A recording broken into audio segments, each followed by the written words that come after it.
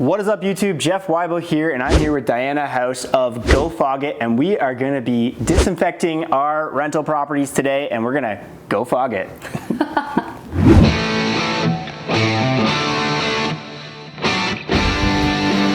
Are you guys ready to go fog it?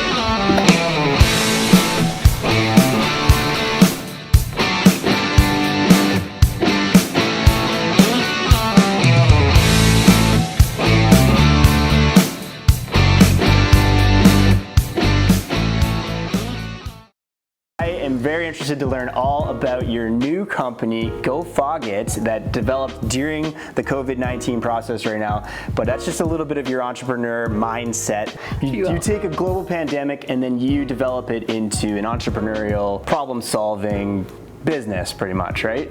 So how did that even start? So I'm a private lender, I'm a real estate investor and a real estate developer. And when COVID first hit, I really felt like I shouldn't go to work that week. So I actually volunteered and did a lot of stuff on the PPE campaigns locally. And then that first week volunteering with the medical clinics, I got a mistaken phone call.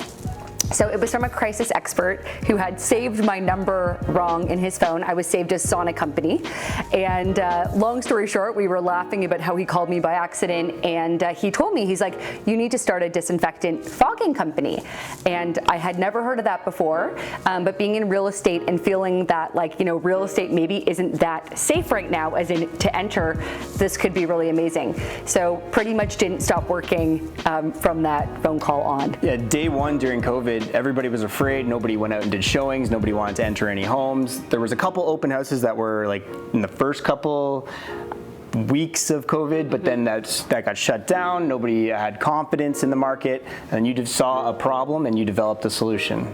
Yeah, right? Yeah, it's been a pretty wild journey because we really knew nothing about disinfectant or disinfectant fogging, and I would say we're pretty much like the world's leading thought leaders on it right now. So you see a problem, you take a business from 0 to 100 in like minutes, it seems like. How does that even happen? Most people would be sitting there writing their business plan still, and you got this operational, you got the truck with the wrap on it in 2 seconds. Most entrepreneurs out there wouldn't even have this started, and you have clients, you're out there, you're promoting. Oh, we're almost trending at a 7-figure company. So I know it's a bit of a journny. And this is like a hobby for yours, practically, sometimes. Labor of love, maybe? I don't know. So one, I'm a quick start I'm not actually, have you heard of the Colby profile? It's like a personality test. Yeah. I'm very much someone who, like, I really move the fastest and the most at the beginning. That's just really my zone of genius. And this wasn't my first business. I've been an entrepreneur for over a decade. So with that said, I knew the pieces to do, and very quickly I approached a friend of mine who owns an amazing agency called TBK, and I had always said, if I had the opportunity to work with Mel as my CEO, I would. So I went to Mel around, hey, could you market and brand this? And she was like, I want to be involved in this. So I ended up structuring a deal, in the first few weeks with someone who is the perfect CEO who also owns an agency, which was a really great strategic move because we found, the right name and the right brand, which I think the right brand goes really, really far. And then from there, we realized we were getting a ton of leads in, but we weren't really closing that well. So we realized we needed a closer on our team. So we ended up bringing on someone extremely high level from the corporate world to be our VP of sales, who later became our VP of sales and operations. So really it was putting the right team together and then literally just like running really, really fast. So are you mostly in Southwestern Ontario right now, or are you national? What are you doing? Yeah, so when we started out, we had hundreds of requests for people to license the business all around the world, which was, to be honest, pretty daunting because we had just started, we were just figuring it ourselves, and then we have pressure from everyone all around the world to do this. So we did license 2 different locations. One was Windsor, and one is Central Ontario. And then we realized that, in our first year, per pursuing additional licenses wasn't really going to be the model that was right for us, just due to liability and exposure of licensing so quickly. So we are a multifaceted business. We do service of fogging, but we also sell fogger packages, business packages, and then also train other people in how to disinfect and fog. So can we go look at this? Absolutely. Let's get this place fogged. Did you bring hazmat suits for us? We have everything you need. All right, let's go.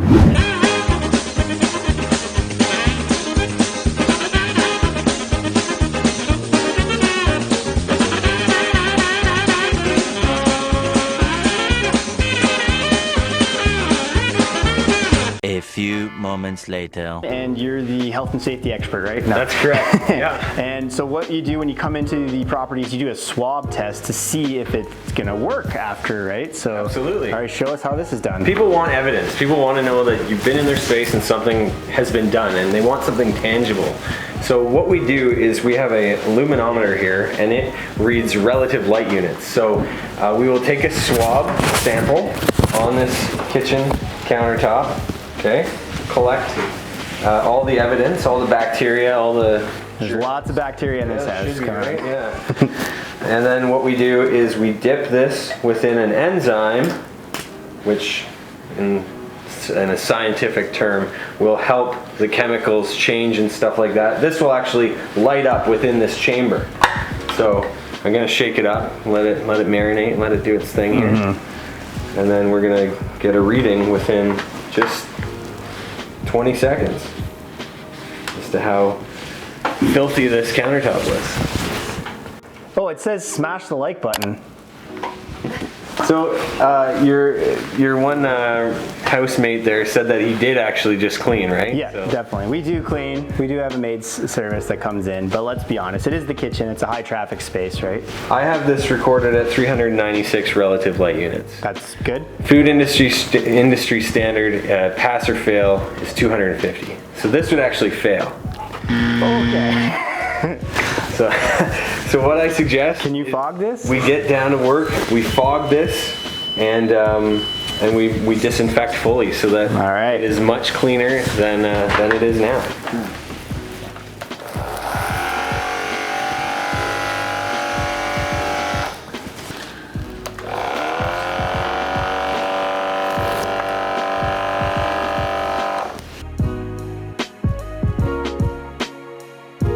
Okay, so 10 minutes has passed. Let's test to see if we can pass your standards here.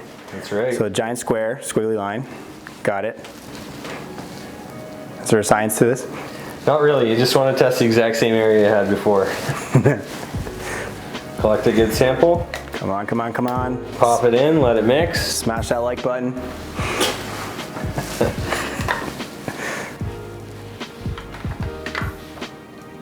So it was 396 before? Mm-hmm. 34. Whoa! Action. And now you are... We fogged it. Safe to eat in this kitchen now. Oh, okay, great. All right, so the spray was good, but I want to see the fog. Can you show me how this fog machine works? We're in a bedroom. We're in Adam Martin's bedroom, so go and subscribe to his channel, but this room definitely needs to be cleaned, so let's fog his room for right now. Gotta put the PPE on. You're up.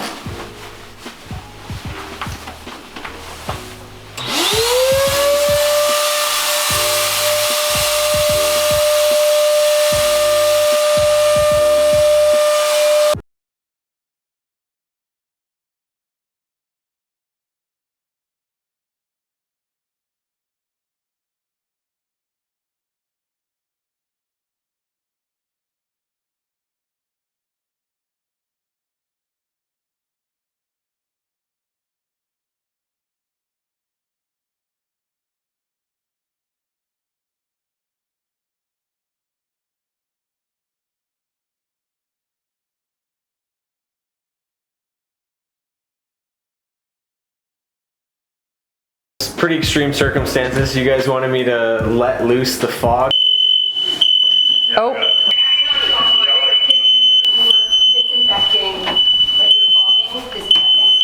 Of course, because It's YouTube. We wanted the likes. Yeah. So for every fire alarm, hopefully we're getting a like on this. But that's not how much fog we would typically let loose in that area, and beforehand we always send a work order to warn the homeowner or business owner, hey look, you got to deactivate your fire system or at least cover them off. So that's what's advised. But it was great for the YouTube algorithm, so thank you for that. Well, that was cool. Some of the questions that people have been asking though is this even safe, and does it work, and how long do you have to wait before you can even go back into your house? Yeah, for sure. On the safety side, disinfecting through fog is definitely like a pioneering space right now. The Canadian government actually fogged planes when they returned from Wuhan. They repatriated some Canadians. So I think things are really shifting, and the reason why is because of the natural and safe chemicals that are now, available. So would I say that you should be disinfecting and fogging with Lysol? No. But we use natural products. The active ingredient in the one of our preferred disinfectants is actually thyme oil. So very, very safe, and we also ensure that anyone who's doing the fogging is wearing the appropriate PPE so that they're safe during the process, and then we ask that no one be in the space while we're doing the fogging and not re-enter for 30 minutes after, so that all the disinfectant and fog can actually drop down. So what spaces are even suitable for fogging? Sure. I guess I'll start with the whole real estate investment side. So, when tenants are moving out, there's definitely some tenants that are a little bit hesitant to move into a space, wondering is it safe? Is it, clean? Is it disinfected? So that's an area that we're seeing really commonly. So tenant turnover, Airbnbs, hotels, that space.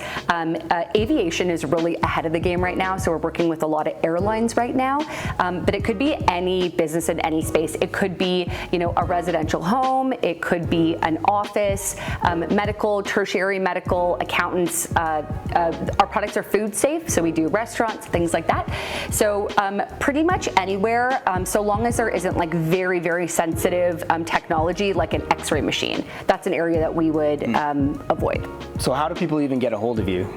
Yeah, so our website is gofogit.com, so that's the best place to get in touch with us, and then we're on all the the normal channels, Instagram, Facebook, Twitter. Awesome. We'll put that in the description, so guys, make sure you guys go check out Diana and thank you for coming on the channel today. Hey, it was a pleasure. Thank you.